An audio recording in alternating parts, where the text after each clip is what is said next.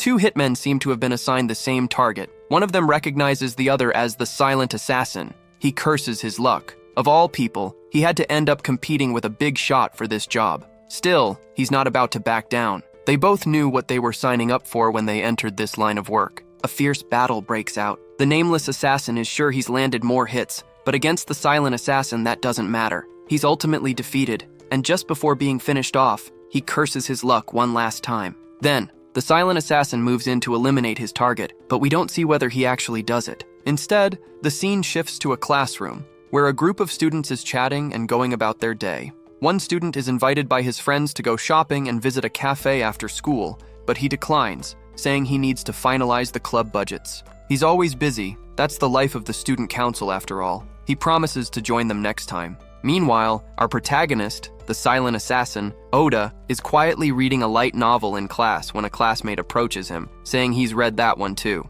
The classmate asks if Oda likes isekai stories, but Oda replies that he just reads whatever he can find for free. The guy laughs and says Oda should let him know if he has any good recommendations, free ones, of course. Once Oda is alone again, he reflects that he's always been aware of how easily he fades into the background, so someone talking to him in class felt like a minor crisis. But that feeling wouldn't last long. It would soon be replaced by a real one. Strange symbols suddenly appear all over the classroom, and before anyone can react, Oda and his classmates are transported somewhere else. Everyone is confused. Was that an attack? Where are they? A man steps forward and announces that His Royal Majesty would like to speak with them. The king greets them warmly, thanking them for answering his call from their distant world. He explains that this new realm is called Morrigan, and they now stand in the human kingdom of Redis, the largest nation on the human continent. Redis is under attack by demons, and only a hero from another world possesses the power to defeat the demon lord. The king wishes to identify the hero among them.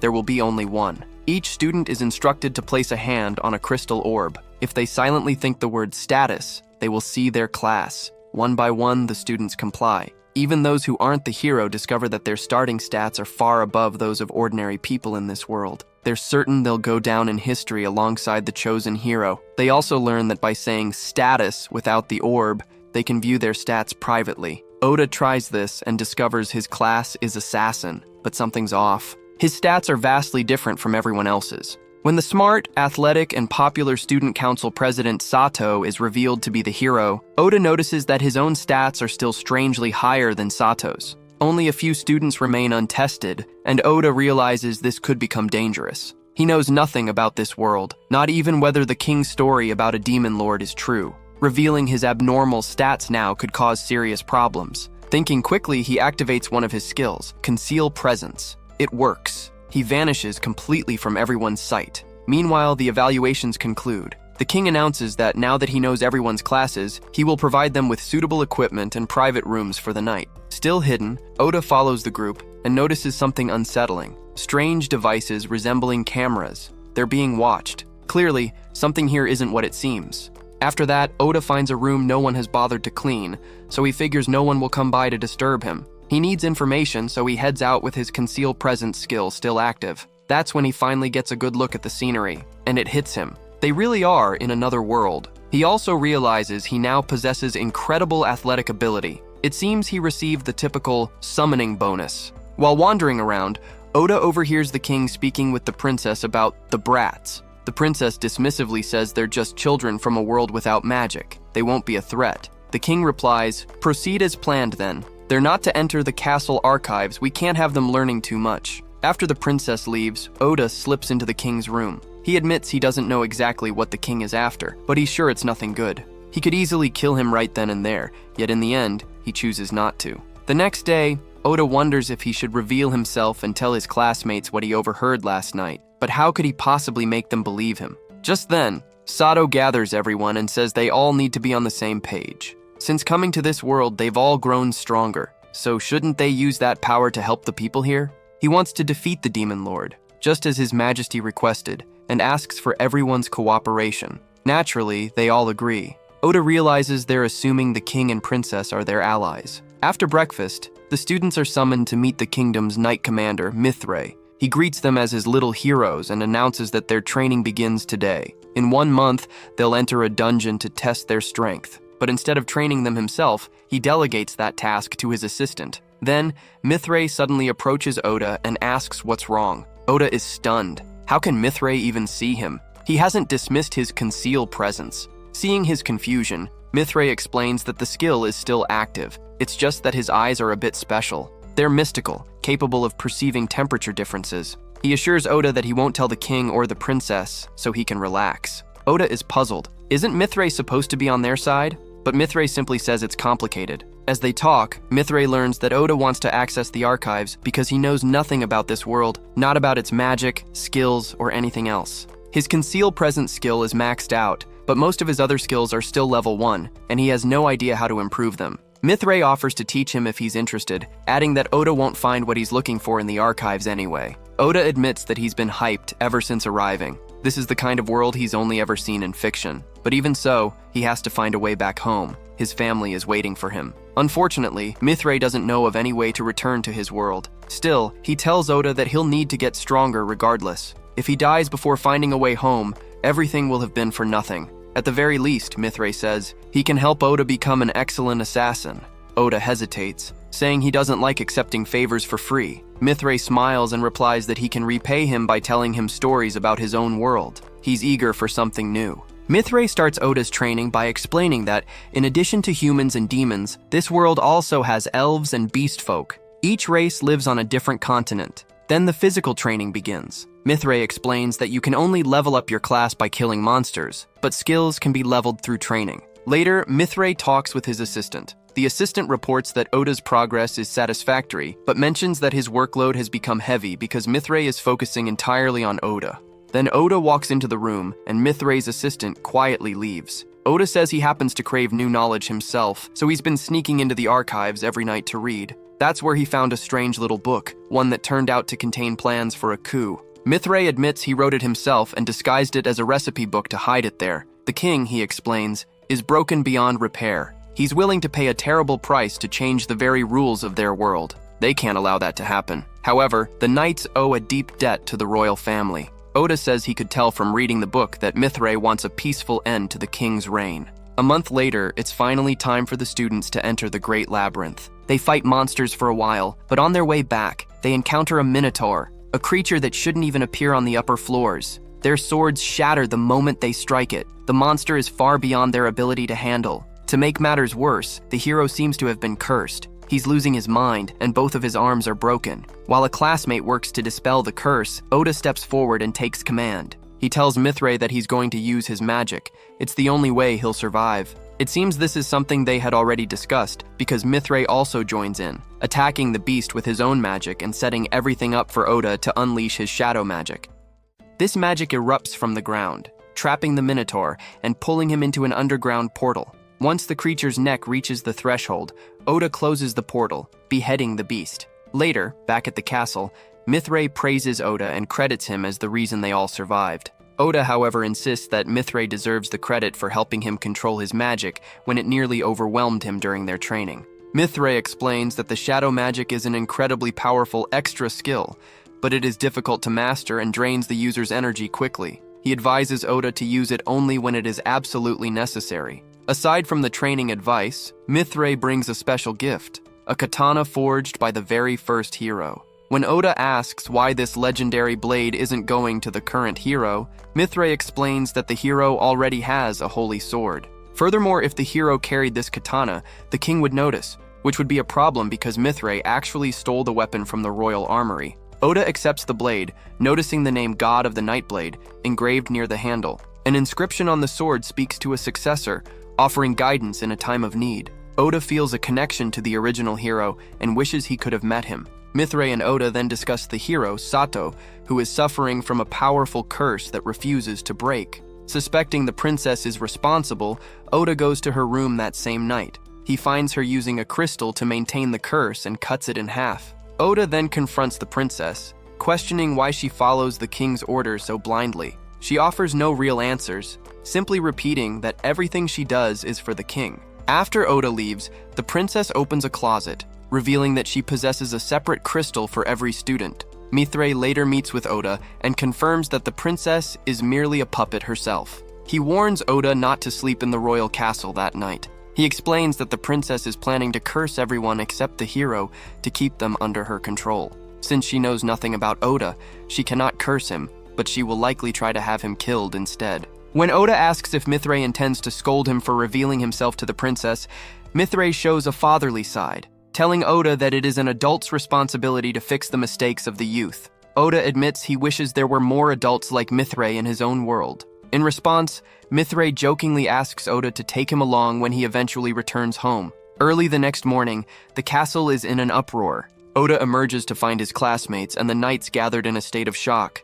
He learns the terrible news. Commander Mithray has been murdered. To Oda's horror, the knights point to the dagger lodged in the body, a weapon that looks exactly like the one Oda uses. All the knights immediately accuse him. They bring up his mysterious disappearances and his sudden arrivals in the dungeon as proof that he is untrustworthy. The king then declares Oda a murderer and sentences him to death. Realizing he has been set up, Oda uses his conceal presence skill to vanish and escape the immediate area. While hiding, he encounters the vice commander, who reveals that Mithray was actually killed by the king's personal assassins, the Night Ravens, and that they are now coming for Oda. The vice commander explains that Mithray, anticipating this danger, had left supplies for him in his room. He urges Oda to flee for his life. Oda is heartbroken by the loss of his mentor, but realizes he must survive to honor Mithray's memory. In the throne room, the king and the princess reveal their true dark intentions. They have successfully cursed the hero's party members to turn them into effective pawns for the coming war. They plan to declare war on the East and use the heroes as their primary weapons. The king also orders the Night Ravens to pursue and kill Oda just to be safe. Meanwhile, Oda remembers Mithray's advice. If he is ever on the run, a dungeon is the best place to hide and get stronger. So he enters the dungeon, knowing that he needs to reach level 100 to unlock a special survival skill. He works on his assassination skill to mask his scent and footsteps, as monsters in the deep floors can smell and hear better than humans. He eventually reaches a boss chamber. In these rooms, no one can leave until either the challenger or the boss is dead. Oda goes all out with his shadow magic, but the fight leaves him severely injured. His magic automatically enters a recovery mode, using his remaining energy to heal his broken ribs and the poison in his system. While Oda recovers in the dungeon, Sato and a small group of students leave the kingdom to fight the Demon Lord. All the students in this group are free from the princess's curse. One student explains that she is a disenchanter with a natural resistance to magic spells. Another student mentions a blurry memory of using a mysterious katana to break crystals in a hidden room.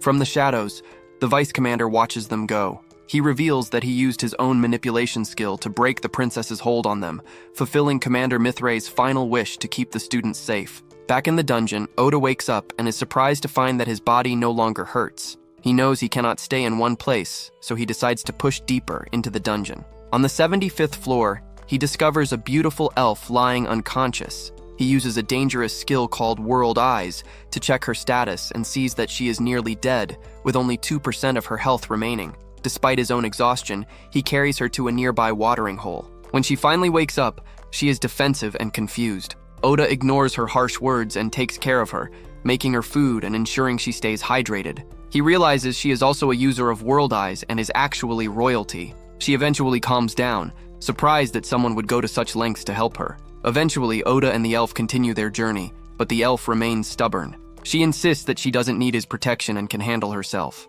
Their conversation is cut short when they enter a boss chamber and face a massive dragon. The elf warns Oda that the dragon can track his magic. She tells him to hide his energy by spreading it into the air, but Oda says that is too difficult for him. Instead, he tries a new trick. He grabs the magic already floating in the room and uses it to strike a killing blow. As the dragon falls, its body begins to glow with a strange, bright light. As the blinding light from the defeated dragon finally fades, Oda and Emilia are shocked to see what remains. Instead of a massive beast, a big black cat lies on the ground. It is weak and hurt, but it is still alive. Emilia explains that this creature has a special skill that allows it to change its shape. It is not a real dragon, but a monster known as a black cat. The cat then begins to speak, surprising them both. It admits that it changed into a dragon just for fun because it saw one once, but it took the game too far. The cat tells them not to treat it like a mindless beast, as the Demon Lord created it to be highly intelligent.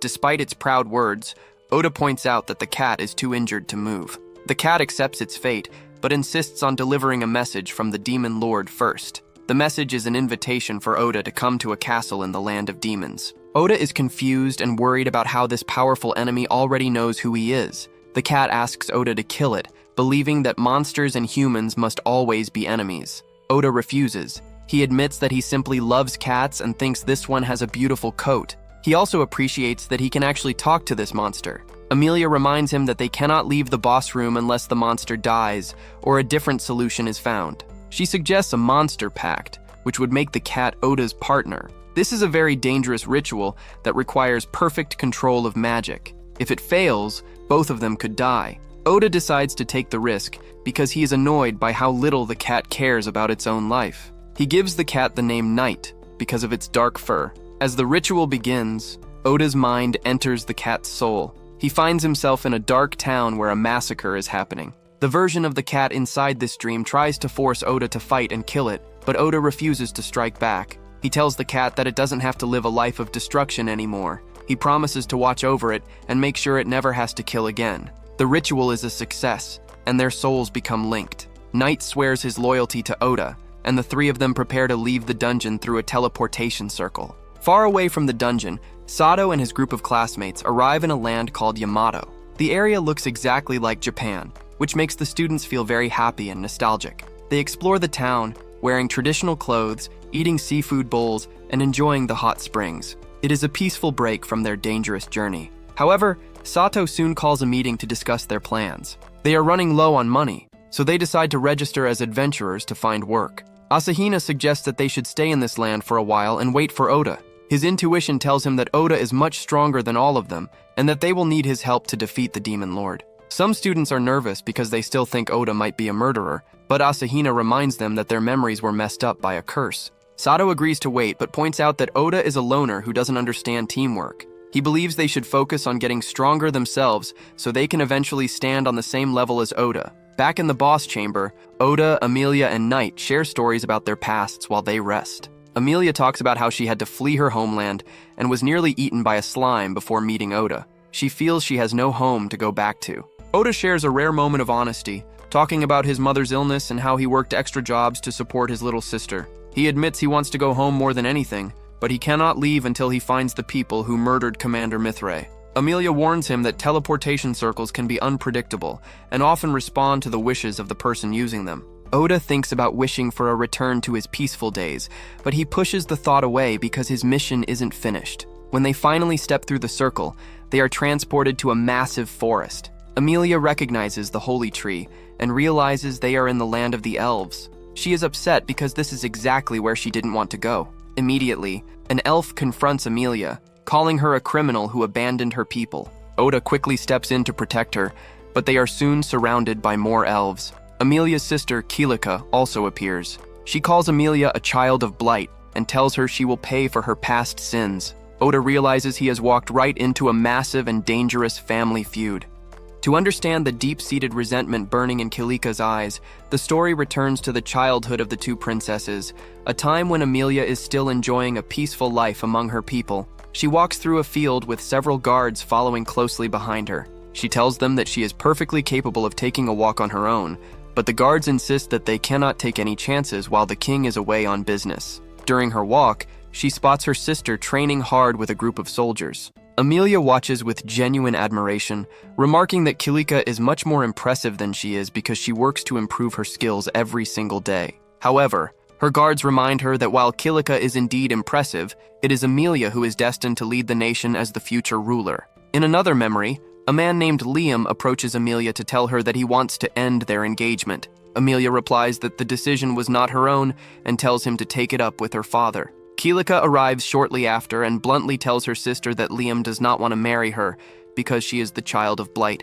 The situation escalates until one day, Kilika and a group of armed warriors surround Emilia. They accuse her of committing a sin that cannot be forgiven. Emilia tries to defend herself, saying she did nothing wrong, but the warriors shout that a child of blight cannot be the heir to the throne. They declare that the crown belongs to Princess Kilika instead. In the present day, the two sisters stand face to face, surrounded by tension. Emilia tells Kilika that she is willing to leave the kingdom immediately and asks to be let go. Kilika scoffs at the request, telling her sister that she has no right to ask for anything because of who she is. This is when Oda steps in, casually asking Kilika to calm down. Kilika is offended by his presence and asks who he is and why he would choose to protect a criminal. Oda introduces himself as a friendly neighborhood assassin who has recently become friends with Emilia. Kilika turns her anger back toward Emilia, accusing her of wounding Liam and adding yet another crime to her long list. Oda questions these accusations, asking exactly what Emilia has done to deserve being called a criminal. To prove her point, Kilika pulls back her sleeve to reveal a patch of purple poisoned skin on her arm. She claims that Emilia gave her poison while pretending it was a healing potion. She reminds everyone that harming a member of the royal family is a crime, even for another royal. Emilia is horrified and insists that it truly was a healing potion she gave her. Kilika asks Oda if he sees the truth now, accusing Emilia of lying to hurt others. She then thanks Oda for returning a fugitive to them. Kilika approaches Oda and looks him directly in the eyes. Emilia recognizes the danger and screams for Oda not to look at her sister. Kilika tells her it is too late because she has already activated her mesmerize skill. She boastfully claims that Oda's heart now belongs to her and that Emilia has nobody left to take her side. Emilia demands that Kilika apologize and stop the skill immediately, arguing that only Oda has the right to decide how he feels and acts. Kilika is surprised by this outburst, noting that Emilia has never snapped at her like that before. However, Oda remains completely calm and tells them to settle down because the skill had no effect on him at all. Kilika is shocked that her magic failed. Oda's cat explains that mind control skills do not work on someone who is at a much higher level than the caster. Kilika refuses to believe that a stranger could be stronger than her. Oda tells her she can call him whatever she wants once she admits to framing her sister, as he finds it impossible to believe Emilia would ever lie to hurt someone. Enraged, Kilika orders her soldiers to kill him. Before the soldiers can fire their bows, the king arrives and commands them to put their weapons away. Kilika is startled by her father's early return from his inspection. The king demands to know what is happening, and when a soldier tries to blame Emilia, the king silences him, insisting that Kilika explain herself. Kilika tries to act as though she did nothing wrong and that Emilia is the one at fault, but the king realizes the truth. He realizes that Kilika has used her mesmerize skill on the entire group of soldiers. He orders her to dismiss the magic at once, promising that her punishment will come later. The king turns to Oda and apologizes for his daughter's cowardly behavior and her attempt to overwhelm him with numbers. He then tells Oda that since the matter is settled, he should leave. Emilia tries to tell her father that Oda helped her and brought her home safely, but the king remains cold, stating that other races are not allowed to set foot in elven lands. Emilia decides that if Oda must leave, she will go with him, stating she should not be there anyway. The king tells her she is wrong if she thinks she can just walk away, reminding her that she is his successor and it is her duty to lead the kingdom. Oda stands up for Emilia, saying she has the right to choose her own path. The king tells the outsider to stay out of it, but Oda says he has no reason to listen to the king and will do whatever it takes to protect Emilia's choice. A high-ranking elf whom Oda had defeated earlier wakes up and apologizes to the king for his disgrace. The king realizes Oda was telling the truth about his strength and decides to challenge him to a duel. He explains that the winner of the fight will have the final say in Emilia's future. According to elven tradition, the duel must take place beneath the holy tree, and Kilika will fight as the king's proxy. As they walk toward the tree, Emilia apologizes to Oda for dragging him into her family's mess. Oda tells her not to worry about it because he chose to get involved. He asks her about the Child of Blight title. Emilia explains an elven legend that says, when twins are born, if one does not look like the parents, they are a child of blight destined to bring disaster. Oda is surprised to learn they are twins. His cat mentions that the practice of killing the blighted twin was supposed to be a myth of the past. Emilia confirms that while the legend is old, the fact that her hair and eyes do not match her parents is undeniable. Oda tells her that he actually thinks her hair and eyes are very pretty, which leaves her speechless. Once they reach the holy tree, Emilia warns Oda that Kilika is the best swordsman in the kingdom and tells him to be careful. Oda notices that Emilia still holds her sister in high regard. Emilia admits that they used to be very close and that she knows how hard Kilika works. Under the tree, the king tells Kilika to prove she is a worthy royal by handling this situation. Kilika notices that Oda has not even unsheathed his sword and asks if he really thinks he can beat her like that. Oda tells her he is simply worried he might accidentally kill her if he uses his full power. Kilika takes this as an insult, seeing the duel as her chance to regain her father's trust. Oda tells Emilia to stay back and promises that once he wins, she will be free to do whatever she wants. The duel begins, and it quickly becomes clear that Kilika cannot even touch Oda. He acknowledges that she is skilled, but he easily avoids all her attacks. He asks her to surrender before she gets hurt, but she refuses to be mocked. She activates a wind element magic buff to increase her speed, which Emilia explains is the only magic Kilika has mastered through extreme focus. As they fight, Oda asks Kilika why she is crying. She tries to hide her emotions behind a fake smile, but Oda sees right through it. He tells her that Emilia still cares for her and asks why they can't just make up. Kilika screams that she could never make peace with the girl who took everything from her. She reveals her deep resentment, explaining that when they were children, a spirit medium appraisal revealed that Emilia had the power to bend the world to her will. From that day on, Kilika felt that everyone stopped caring about her. She believes she must keep fighting until she takes back the life she thinks Emilia stole. In the middle of the battle, Liam approaches Emilia and gives her a branch from the holy tree, telling her to use its purifying power to save Kilika. Emilia uses the branch to cancel out Kilika's magic. Kilika feels her mesmerized skill coming undone and panics, thinking she is about to lose everything again. At that moment, Oda defeats her. He tells her that she isn't ignored by everyone. She is just blind to the people who actually do notice her. Kilika realizes that Liam is no longer under her control and assumes he ran back to Emilia the moment his mind was free. However, Emilia tells her that Liam was never under the effect of the skill in the first place. Kilika is confused and asks to be punished, expecting exile or execution. The king steps forward and says that if anyone deserves punishment, it is him. He reveals that Emilia never took anything from Kilika and that the current situation is his fault. He uses a skill to restore Kilika's lost memories, dismissing a forgetting skill he had placed on her years ago. A flashback shows a young Kilika training in secret. A mysterious figure gave her an item that summoned powerful monsters inside a dungeon. The monsters were too strong, and they attacked her and Liam. Liam died right in front of her eyes while trying to protect her. The guilt of his death was so great that it threatened to destroy Kilika's mind. To save her, the king made her forget the incident. He explains that Emilia used her secret spirit medium powers to save the day, creating new magic skills like gravity and resurrection to bring Liam back and stop the monsters. The king explains that the reason everyone seemed to distance themselves from Kilika wasn't because of Emilia's gift, but because everyone else knew the truth about the accident and didn't want Kilika to find out. They walled themselves off to protect the secret. The king had hoped the duel would give Kilika a sense of royal pride before he told her the truth, but he was forced to reveal it early. Liam explains that he helped exile Emilia only because he wanted to separate the sisters before their hatred grew too deep. He reveals he was immune to the mesmerize skill because a leaf from the holy tree had entered his body during his resurrection. Kilika breaks down in tears, realizing that she had blamed her sister for everything while Emilia was actually the one who had fixed all her mistakes. Emilia comforts her, telling her she still thinks she is amazing and kind. The two sisters finally reconcile with a tearful apology. After the emotional resolution, Oda asks the king if he is the winner of the duel. The king agrees and throws a party in Oda's honor. He confirms that Emilia is now free to do as she pleases. Oda shares his plan to travel to the Beastfolk continent because his familiar told him it is the best place to find and upgrade weapons. Emilia pulls Oda aside and asks him to call her by her name. She tells him not to call her you or this one anymore. Oda calls her by her name several times, which makes her incredibly happy. She declares that she will follow him wherever he goes and that they will be together forever. Oda accepts her company, and they prepare to leave. Meanwhile, the group led by the hero has already set sail. They realize they couldn't wait for Oda any longer, and are also heading toward the continent of the Beastfolk to upgrade their weapons, setting the stage for their paths to cross again.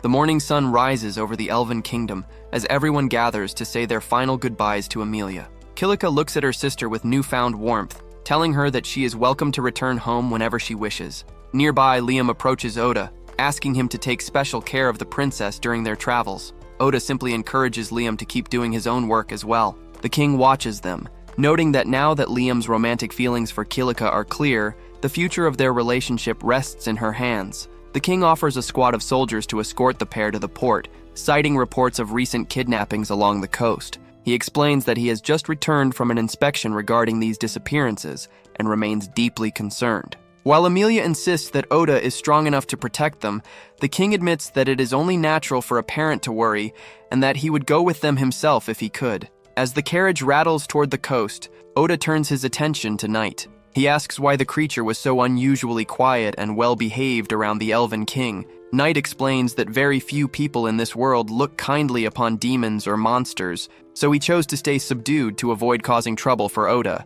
Oda jokes that Knight was trying not to let the secret out, but he warns her that being too well-behaved might actually upset the Demon Lord, who is currently watching through Knight's eyes and ears. Knight clarifies that while her senses are linked to her former master, the Demon Lord does not dictate her actions, and she has no intention of betraying Oda. Emilia joins the conversation, suggesting that perhaps the Demon Lord wants to be friends with Oda because of how impressive he was in the battle against Kilika. Knight agrees, noting that Oda's ability to use shadow magic and even clothe himself in it, a state she calls shadow-clad, has definitely caught the Demon Lord's interest. Oda admits he only did it in the heat of the moment to ensure he didn't accidentally kill Kilika, but he finds the name Shadowclad to be quite cool. Suddenly, Oda's detect presence skill triggers. He orders the carriage to stop just as a group of kidnappers emerges from the brush, holding a young elven child hostage. The criminals demand that the group tie themselves up, threatening the child's life.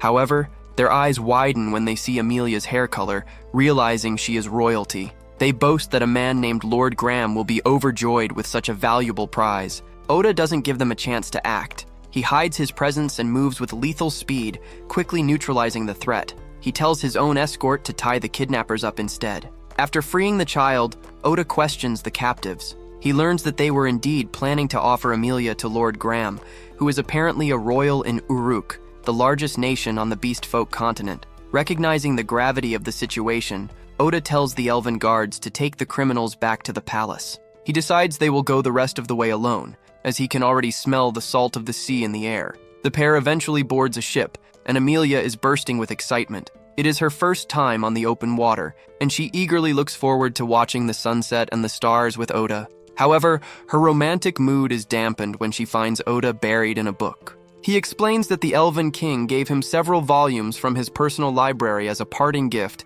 and he is eager to catch up on his reading. Emilia pouts, calling her father a jerk for giving him such a distraction and calling Oda a jerk for ignoring her. When they finally dock at the port town of Ur on the continent of Brute, the atmosphere is noticeably different. Oda observes that humans seem to be relegated to doing all the heavy labor. It doesn't take long for trouble to find them. A group of beast folk approaches, telling Oda to leave the elf behind and get lost. They mock the idea of a puny human standing up to them. Oda, wanting to avoid a large scene, uses his magic to temporarily blind the thugs, allowing him and Emilia to slip away. Knight praises his master for handling the situation without a messy fight. As they walk through the streets, they notice that the locals look at Knight with genuine fear. Knight explains that on this continent, black cats are despised and feared for a very complicated reason.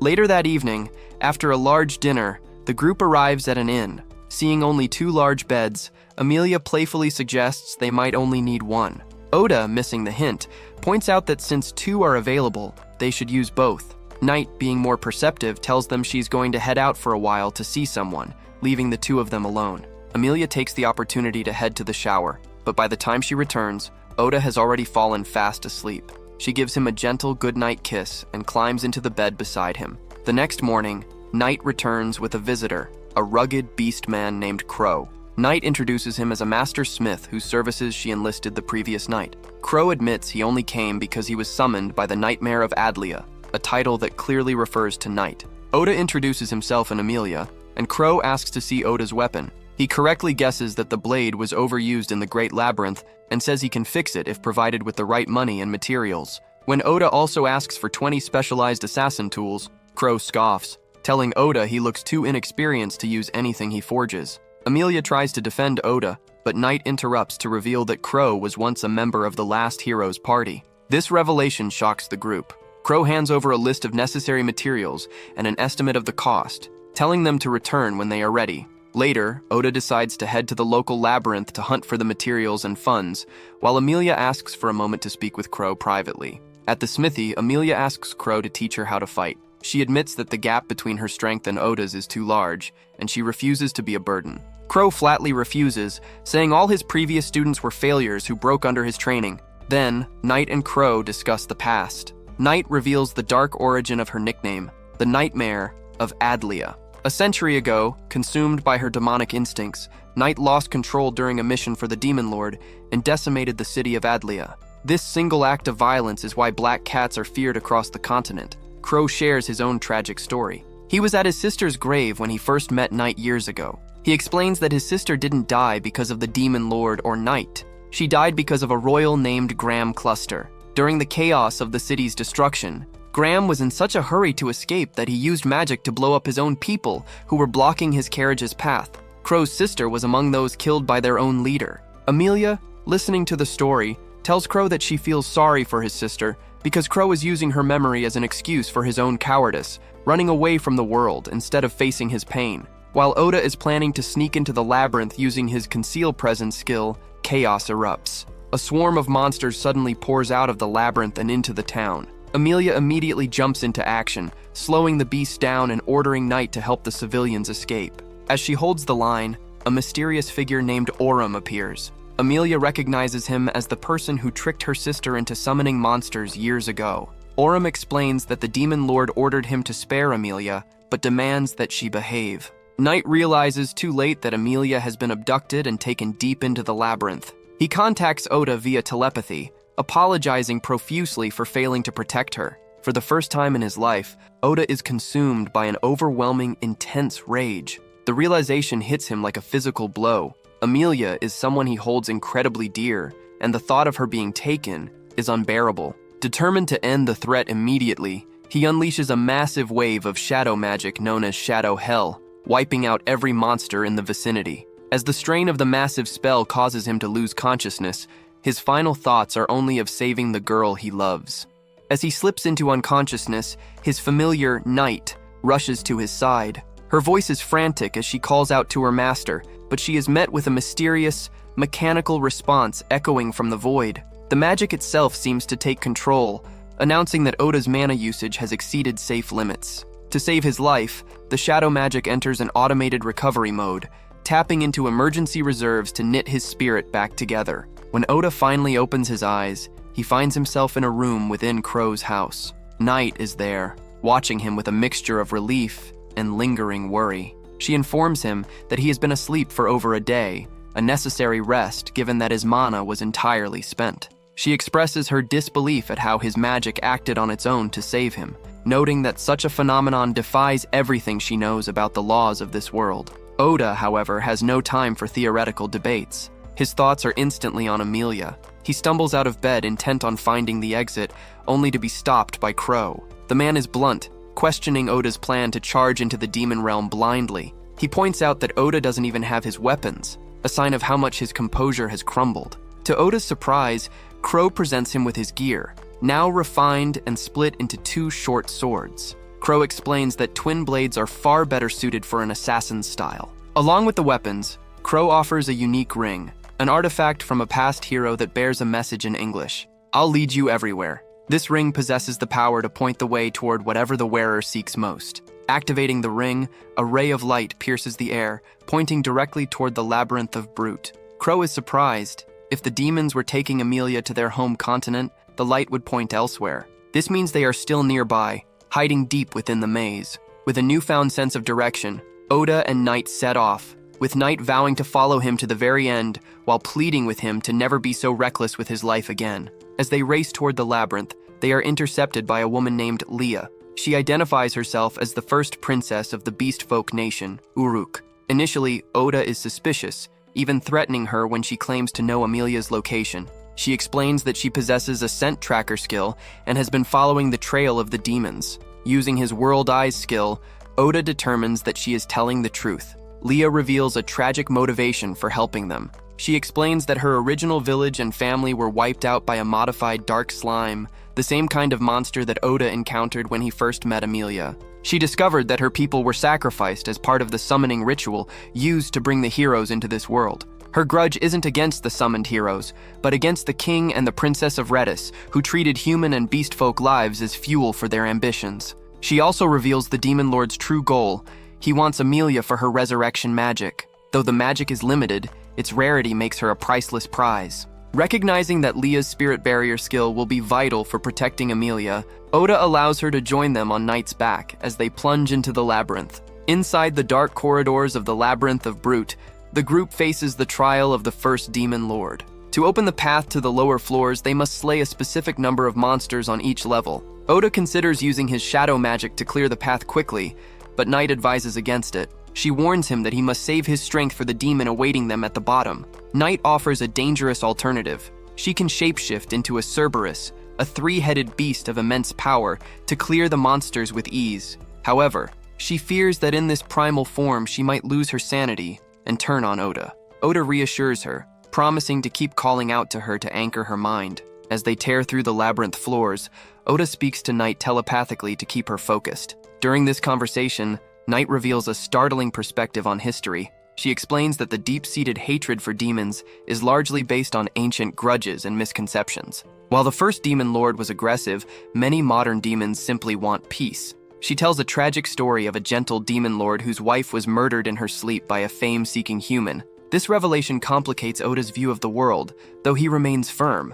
If the current demon lord has harmed Emilia, he will face Oda's wrath regardless of the past. They finally reach the deepest floor, finding Emilia immobilized but alive. Standing over her is Aurum, a third-grade demon who takes sadistic pleasure in his mission. He taunts Emilia, telling her how he plans to kill the assassin in front of her just to see her weep, much like her younger sister did in the past. Oda wastes no time. He commands Leah to place a barrier on Emilia and launches a surprise attack. The battle is fierce. Aurum is incredibly fast and wields a spear buffed with concentrated mana. Even with Leah's barriers, Oda takes several wounds. However, these injuries become his greatest weapon.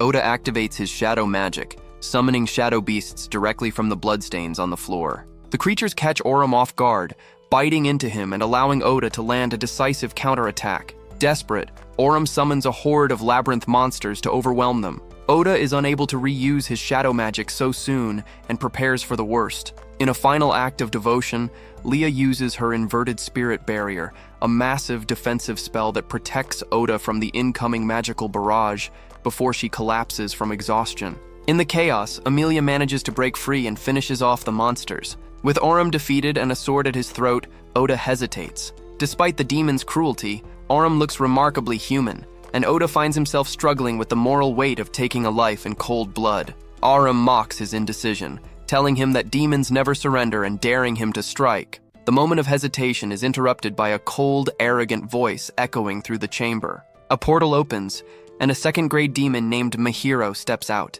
He looks down at Aurum with disappointment, calling him a disgrace for losing to a human.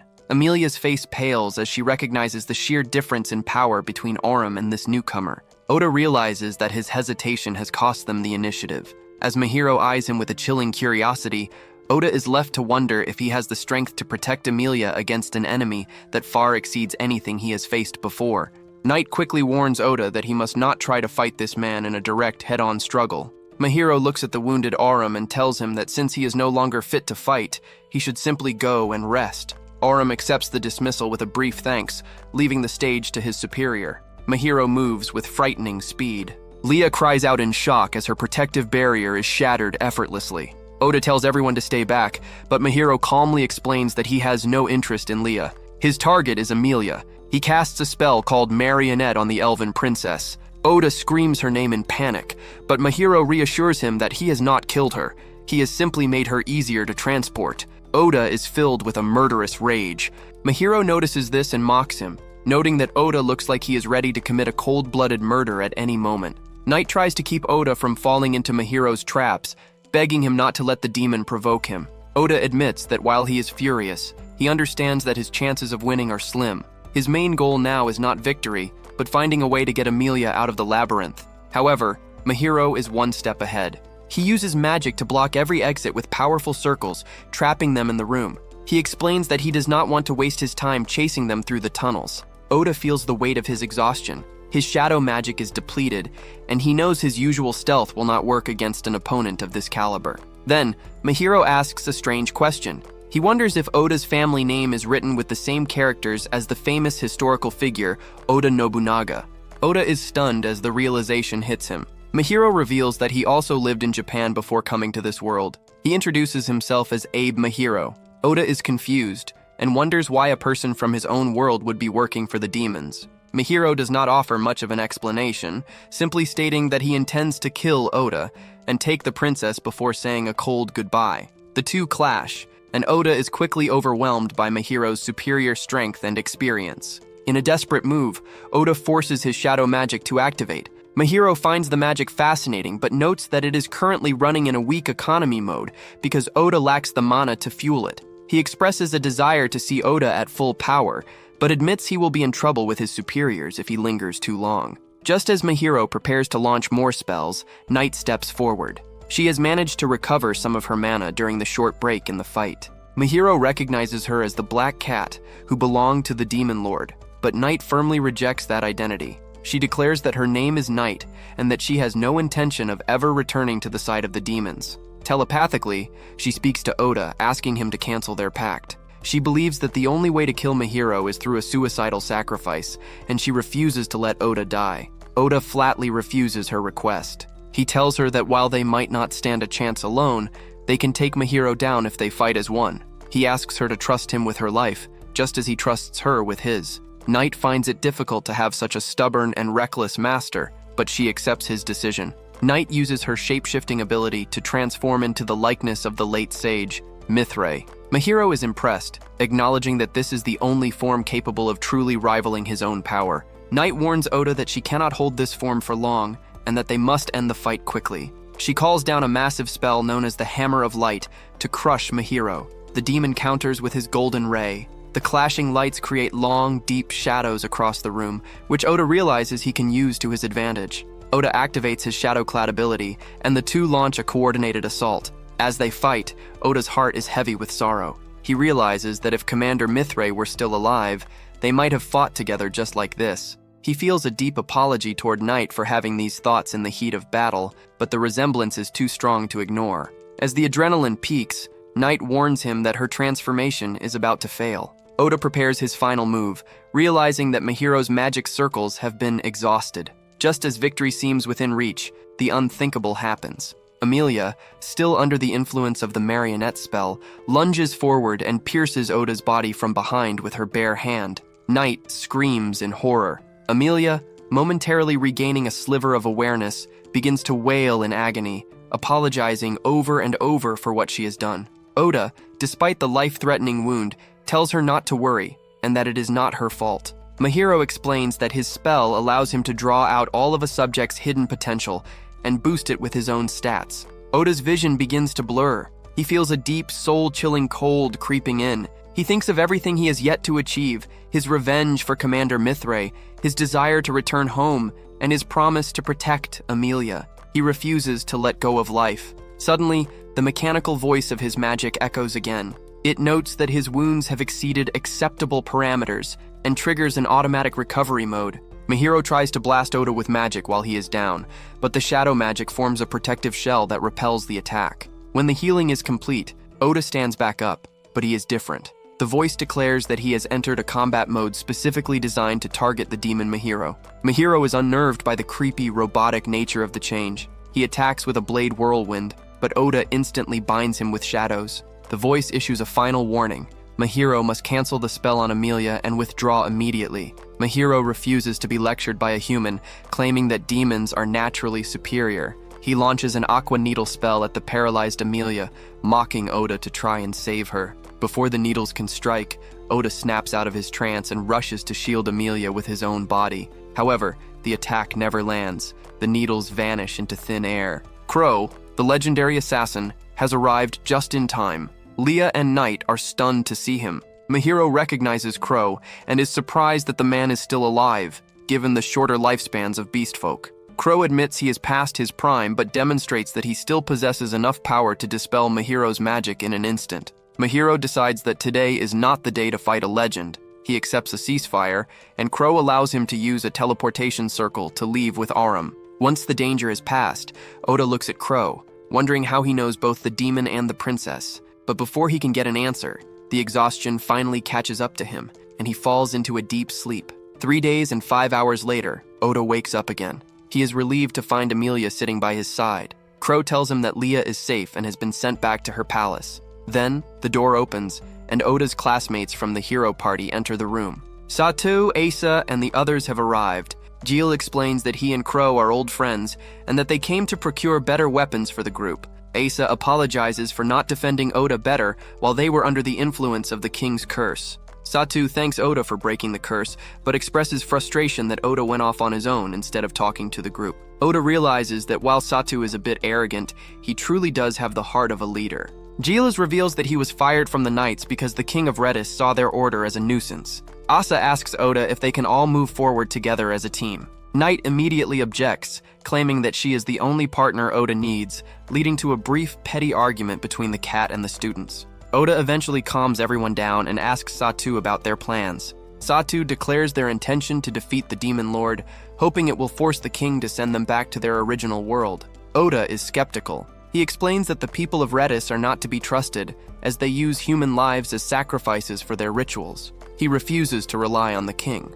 Instead, he mentions that second-grade demons can create teleportation circles that might lead back to Earth. He tells his classmates that he plans to go to the Demon Lands to confront the demon he knows. He makes it clear that he will not babysit them and that he only cares about the best odds of getting home. He tells them to think carefully about their own desires. After the meeting, Oda finds Amelia alone. She is terrified of the day they will inevitably have to part. She confesses a dark thought to him. She feels a twisted sense of happiness about the scar she left on his body, believing it will ensure he never forgets her. Oda does not judge her. He tells her that he is not good with words, but he wants to show her how much she means to him. In his world, he explains, couples wear rings on their left hands as a vow. Using his dagger, he carefully creates a small, ring-shaped scar on his own finger, then does the same for her. He confesses his love for her, promising that if it makes her happy, he will gladly carry the mark of her presence forever. Amelia tells him she loves him more than he could ever know.